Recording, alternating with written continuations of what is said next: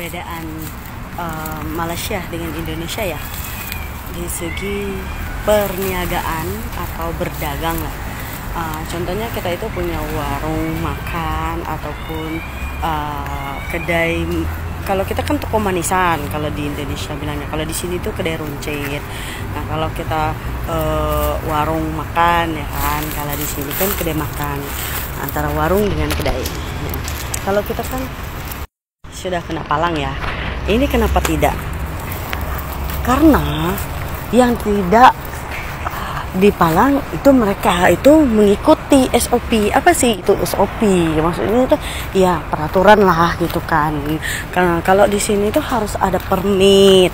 Nah kalau kita asal ada rumah, dari kamar belakang juga bisa, dari pintu dapur juga bisa, nggak ada masalah. Janji kita mau jualan nggak gitu, janji jaga kebersihan lah yang pastinya kan.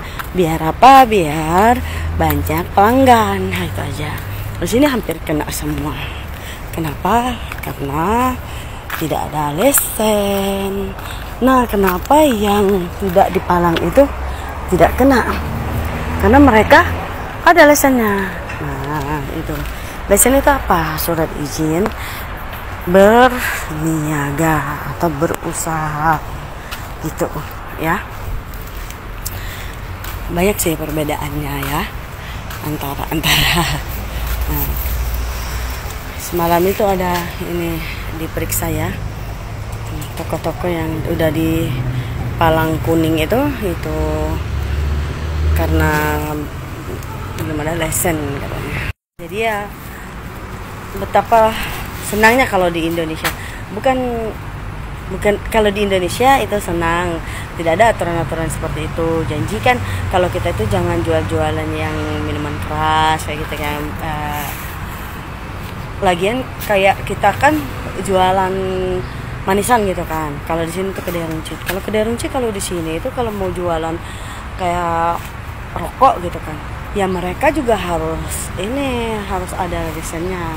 Nah kalau di Indonesia ya janji kita punya warung ya kan, kita mau berjualan udah settle semuanya, bisa gitu.